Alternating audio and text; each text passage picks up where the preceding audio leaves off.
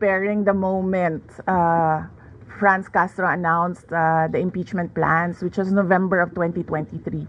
So November of 2023, there were already lawyers doing their work for the impeachment. So we leave it to the lawyers. Matatanda ang 215 congressmen ang pumirma sa impeachment complaint. 70% ng kasalukuyang bilang ng mga miyembro ng Kamara.